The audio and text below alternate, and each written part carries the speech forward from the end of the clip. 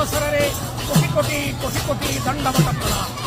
ये पवित्र भौरी यात्रा अवसर में ये पावन पुरुषोत्तम क्षेत्र श्रीक्षेत्र ये जातिर गौरव ये जातिर परिचय ये सिंहद्वार कालिया सामंतर निजर बासगृह सिंहद्वार निकटर अगणित भक्त मानू भौरी यात्रा अवसर में हार्दिक अभिनंदन।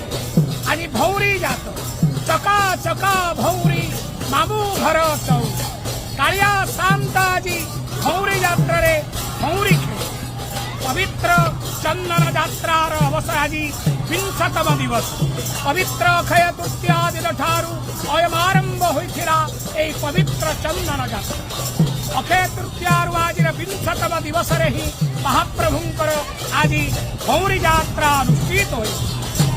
विराट राजा भगवान ब्रजेंद्र नंदन पंच पांडवों को साथी रे धरी द्वापर युगरे महाप्रभु को भौरी खेलाई।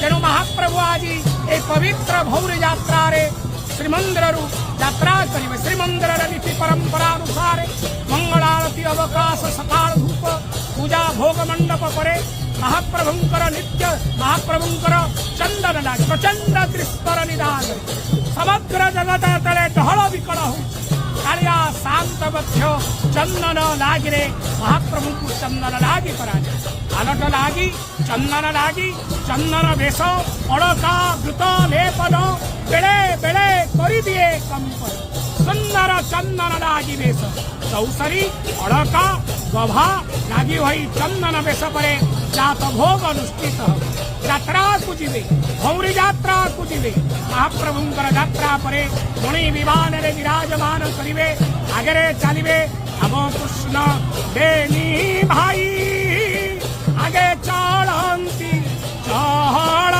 पकाइबो स्वयं राम कृष्ण आगे यात्रा करिवे स्वयं मदन मोहन भूदेवी मुनि विमान रे विराजमान करी ढली ढली झुली झुली यात्रा करिवे नरेंद्र साथी रे संगते पंच सांगर बधे पंच पांडव यात्रा करिवे नरेंद्र सरोवर रे महाप्रभु विराजमान करिवे सेठी भौरी जात हबो प्रथम चाप सरिवा परे जल क्रीड़ा ततपरे महाप्रभुंकर बेश आज चंदन लागिरे स्वयं मदन मोहन गजोद्धारण बेश रे श्रृंगार हेबे ततपरे रात्रकालीन चाप होई रात्र रे भौरी खेलिवे। तेणु आज अगणित भक्तमान महाप्रभुंकर पावन पुरुषोत्तम क्षेत्र घंट मृदंग पहाड़ कड़ा गीतं च नृत्य तथा एक भाव गंभीर वातावरण सृष्टि है। अनेक लोक आसी उपस्थित हेले महाप्रभुंकर ये पवित्र भौरी यात्रा देखा पाए।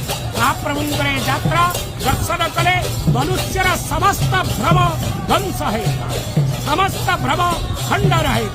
जगन्नाथ महाप्रभुंकर पवित्र भौरी यात्रा आज चंदन यात्रार 20तम दिवस आज 20तम दिवस रे आज साई जेगा आखड़ारू नागा मेढ़ विभिन्न प्रकार समस्त भक्त माने बंधाई एवं ओडिशार विभिन्न स्थान कीर्तन दल मान आसी पावन क्षेत्र रे एक भाव गंभीर वातावरण सृष्टि होइछि।